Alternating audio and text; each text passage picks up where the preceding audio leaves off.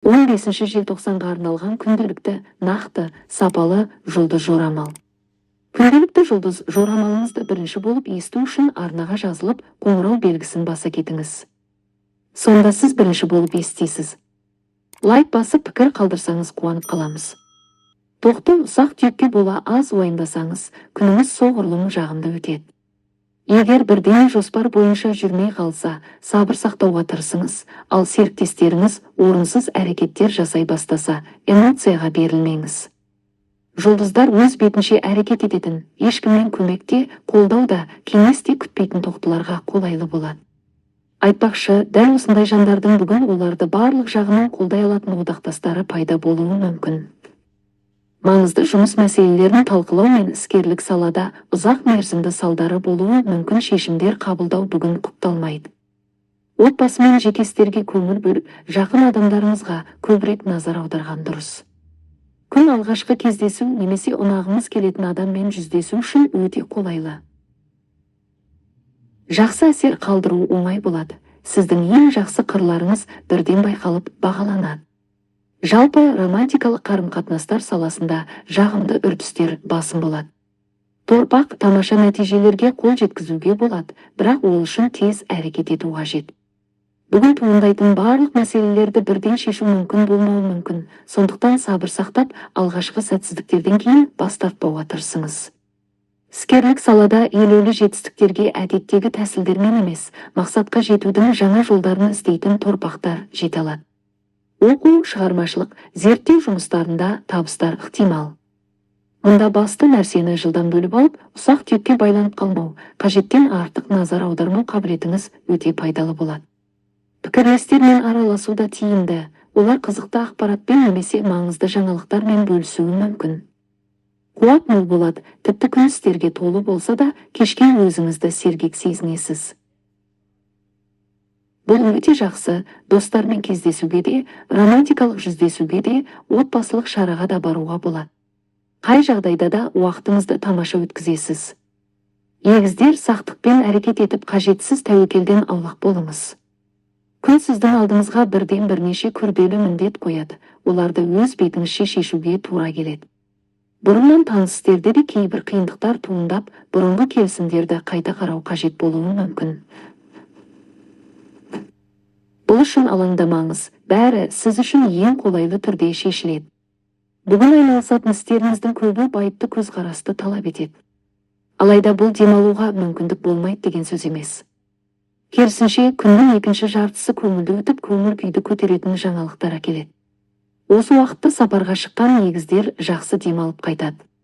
Күн шағын сатып алулар үшін қолайлы. Ал ештеңе алуды жоспарламаған егіздердің өзі дүкеннен көптен бері армандаған затын кездейсоқ тауып алуы мүмкін. Сыйлықтар мен шағын ақшалай түсімдер де жоққа шығарылмайды. Шаян. Өзіңізге сеніп, маңызды шешімдерді кейінге қалдырмасаңыз, көп нәрсе сәтті болады. Бұл тез әрекет етіп, түйсігіңізге ерекше мұқият құлақ асу қажет күндердің бірі. Әрдайым жағдайды мұқият зерттеп, салмақты шешім қабылдауға уақыт жеткілікті бола бермейді. Сондықтан ішкі даусыңыздың ишаралары өте пайдалы болады. Күн қарым-қатынас үшін қолайлы. Жаңа пайдалы байланыстар орнатуға немесе бұрынғыларын нығайтуға мүмкіндік туады. Осы күні басталған іскерлік қатынастар уақыт өте бейресми сипат алуы мүмкін. Бұрын онша достық танытпаған, артық байланыстан қашқақтаған адамдармен де тіл табысу ықтимал. Күннің екінші жартысында жағымды романтикалық тосын сыйлар күтіледі. Бұл уақыт сүйікті адаммен кездесуге, екеуара шағын сапарға лайық. Сондай-ақ бір кездері қымбат болған қарым-қатынастарды қалпына келтіруге мүмкіндік тууы мүмкін. Арыстан зейін қою қиын болады. Көптеген арыстандарға бүгін бір мезгілде бірнеше іспен айналысуға тура келеді, ал үйдегі кейбір шаруалар жұмыстан алаңдатуы мүмкін. Сонымен қатар жоспарланбаған шығындар немесе сәтсіз сатып алулар ықтимал. Қаржыға қатысты барлық мәселеде сақтық маңызды. Ал қалған жағынан алғанда жағымды үрістер басым болады. Ашық мінезіңіздің арқасында әр түрлі адамдармен тіл табыса аласыз, ал түйсігіңіз дұшпандық танытқандар мен қақтығыстардан қалай аулақ болуды көрсетеді. Көп күш жұмсалған істі сәтті аяқтауға мүмкіндік туады. Осыдан кейін бірден жаңа іске кірісуге асықпаңыз. Демалып күш жинауға біраз уақыт қажет болуы мүмкін. Кеш оқу мен зияткерлік жұмысқа, ақпарат жинау мен талдауға, сондай-ақ өзіңізді тәлімгер деп санайтын адамдармен қарым-қатынасқа қолайлы болады.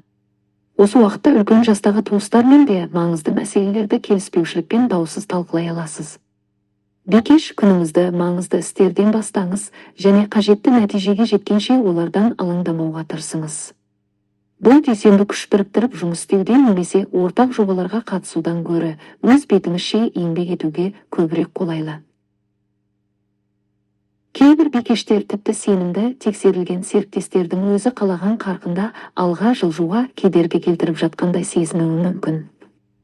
Осыдан даулар, кейде тіпті едәуір күрделі қақтығыстар туындауы ықтимал. Өткір тұстарды жұмсартуға тырысыңыз, әңгімені жеке басқа көшіріп алмаңыз. Қазір іскерлік серіктестермен қарым-қатынаста қиындықтар мүлде қажет емес. Ақшаға қатысты абай болған жөн, әсіресе жақын арада ірі сатып алуларды жоспарлап жүрсеңіз. Өзіңізді маңызды қаржылық міндеттемелермен байлау, несие алу қолайсыз. Күннің екінші жартысында отбасындағы ұсақ келіспеушіліктер көңіл күйді бұзуы мүмкін.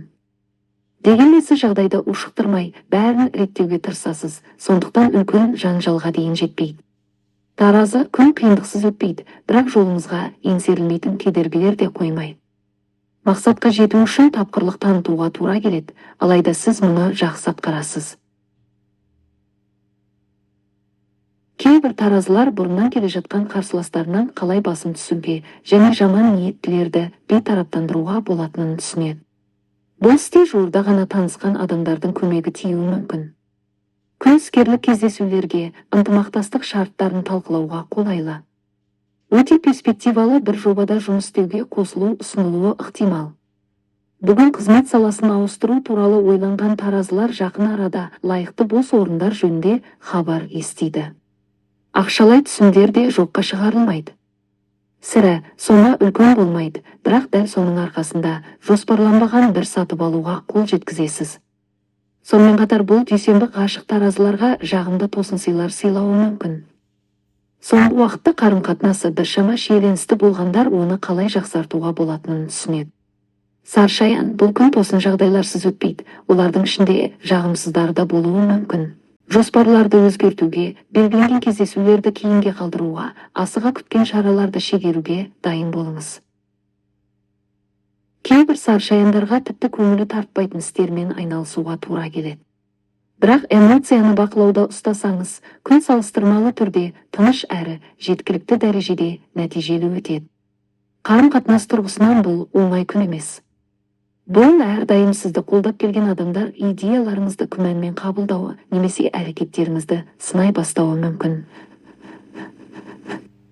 Ғашықтар арасында түсініспеушілік туындауы ықтимал, достарыңызбен де кейде тіл табысу қиын болады.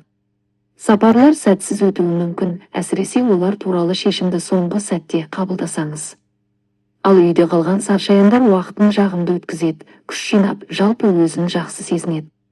Мерген оңай болмайды. Бүгін кез келген мақсатқа жету үшін күш салуға тура келеді. Кейбір мергендер күрделі жұмыс мәселелеріне тап болады, ал басқаларын әріптестермен келіспеушіліктер әбігерге салуы мүмкін. Түсінбеушіліктер, есептегі қателіктер, уағдаластықтардың бұзылуы ықтимал. Дегенмен сіз жағдайды өз бақылауыңызға алудың жолын тауып, бәрібір қажетті нәтижеге жетесіз. Ең бастысы, жағдай қаншалықты қолайсыз болса да, сабыр сақтай білу. Жақын адамдардың қолдауы ерекше маңызды болады. Солардың арқасында сіз оң көңіл күйді сақтап, пайдалануға болатын мүмкіндіктерді көресіз. Күннің екінші жартысы отбасылық шараға, достармен кездесуге, свиданиеге қолайлы. Бұл уақытта романтикалық қарым-қатынаста бастама көтеріп, сезімдеріңізді ашық білдіруге болады. Біреудің сізге ұнайтынын көрсету мүмкіндігін жіберіп алмаңыз. Тіпті шағын ғана назар белгісі әдемі махаббат хикаясының бастамасы болуы мүмкін. Тәуешкі, бұл жаман емес күн көптеген істерде тамаша нәтижеге жетуге мүмкіндік береді. Тесуіңіздің ишаралары дәл әрі дер кезінде болады. Оларға мұқият құлақ асыңыз, олар сырттан берілетін кеңестерден әлдеқайда пайдалы болмақ. Кейде үйреншікті әрекет ету тәсілінен басқаша қимылдау қажет болуы мүмкін. Егер ескі жоспардан бас тартып, жол жөнекей жаңа шешім ойлап табуға тура келсе де, сіз абдырап қалмайсыз, импровизацияңыз сәтті шығады. Іскерлік келіссөздер сәтті өтуі ықтимал. Кейбір тәуешкілер жаңа одақтастар табады, ал басқалары тартымды жұмыс ұсыныстарын алады. Мемлекеттік мекемелерге жүгінуге, құжаттарды рәсімдеуге болады. Бәрі жағымсыз, тосынсыларсыз, әрі кідірсіз өтеді. Ғашық тәуешкілер үшін бұл күн көптеген жағымды сәттер сыйлайды. Романтикалық кездесу көңілден шығады. Сүйікті адам сіздің назарыңызға шын жүректен қуанады. Күтпеген сыйлықтар да болуы мүмкін. Белгінің кейбір өкілдері көптен бері барғысы келіп жүрген шараларға шақырту алады. Су құйғыш күн ұзақ уақыт есте қалатын күтпеген жаңалықтар немесе оқиғалар әкеледі. Көптеген су құйғыштар батыл әрі шешімді күйде болады, сондықтан күткеннен де үлкен жетістіктерге жете алады. Сәтті тәжірибелер ықтимал. Батыл импровизациялар тіпті өте мықты қарсыластардан да басым түсуге көмектеседі. Сонымен қатар сіздің ерекше идеяларыңыз дәл өзіңіз ынтымақтасқыңыз келетін адамдардың назарын аударады. Жақын арада олардан қызықты ұсыныстар түсуі мүмкін. Белгінің кейбір өкілдерін тосын таныстықтар күтеді.